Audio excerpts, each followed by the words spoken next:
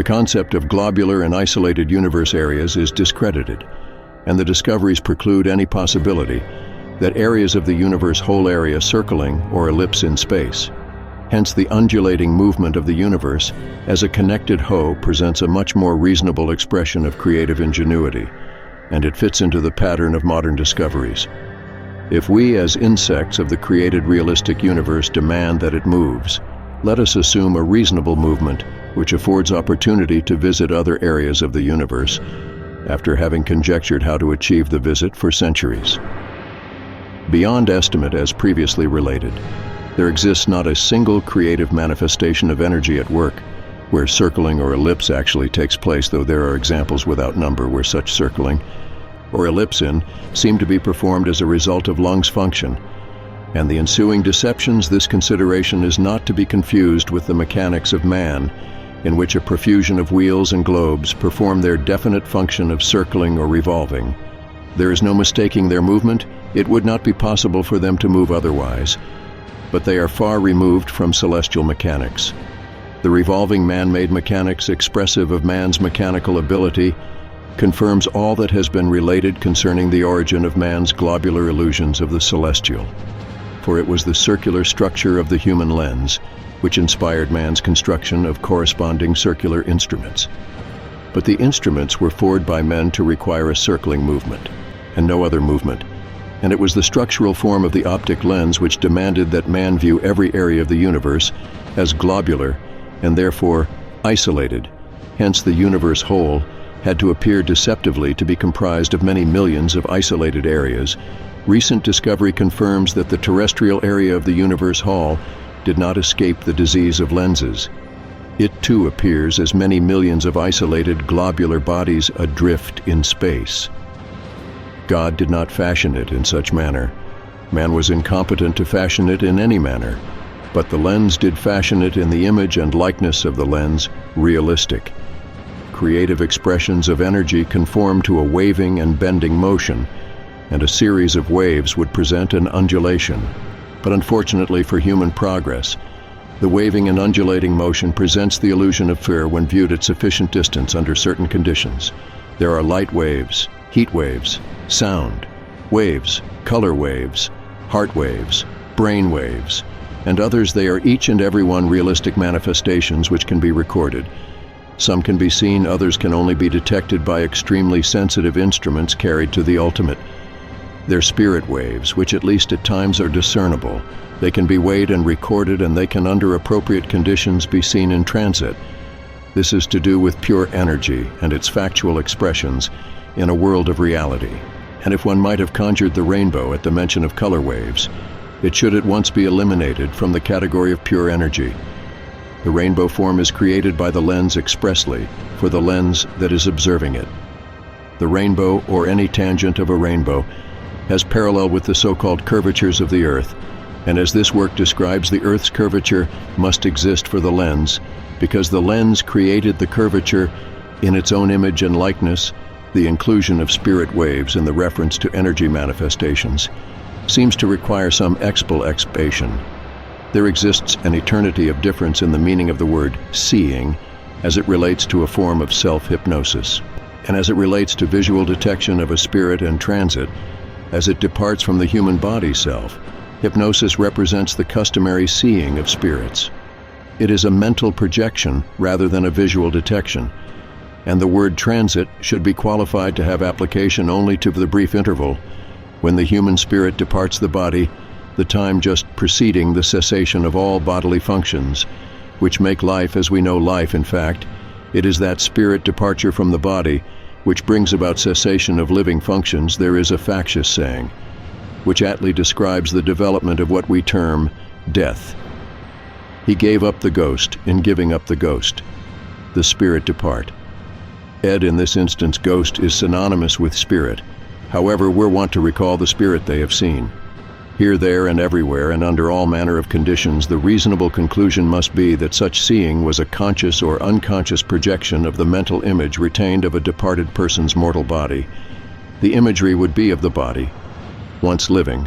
It would not be of the spirit living in that body before the body died, and the spirit departed. and the image could be of mother, father, sister, brother, wife, lover, or anyone who was known before he died. Such so-called spirits are seen somewhat on the order of the astronomers, seeing rounded bodies circling or relapsing in space. Such spirits with bodies supplied by the living mind are often seen under condition of emotional strain. Their presence is ordained only by the mind of a living person. It is capable of projecting the body spirit, which is not a spirit almost anywhere as it is. Mortal mind that wills the seeing that which is seen must be a duplicate of the body.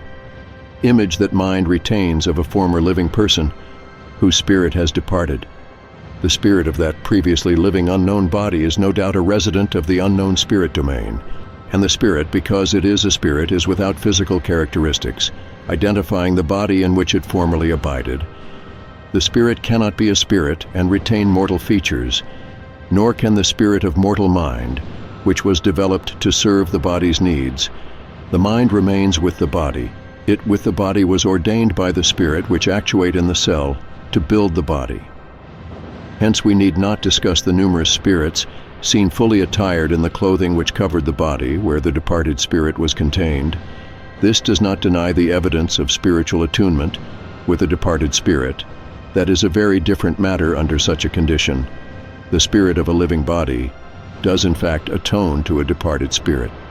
Then the living body strongly feels the presence of the departed spirit, and as the brain of the living person receives the vibration transmitted by the spirit, the mind is actuated to project the body features and attire of that which the departed spirit represented, then much faster than the FBI could function.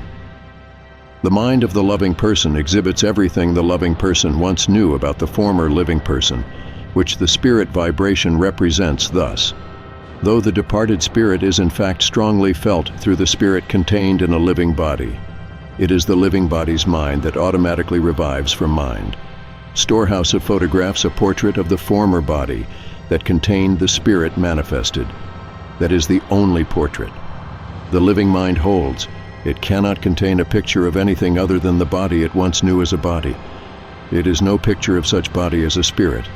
Therefore the living physical entity you, and I and 100 billion others may reasonably feel spirit presence without seeing the spirit, but how could one hope to see a spirit and body form him, particularly if that body was draped in the clothing of mortal existence, and expect that it could be the spirit? That kind of seeing a spirit expresses a form of self-hypnosis, whereas positive seeing of the luminous flesh of spirit departing the body, just preceding death of the body, represents a visual function, like seeing the sun, the light, the darkness, and 1,000,001 things and conditions in the world of reality.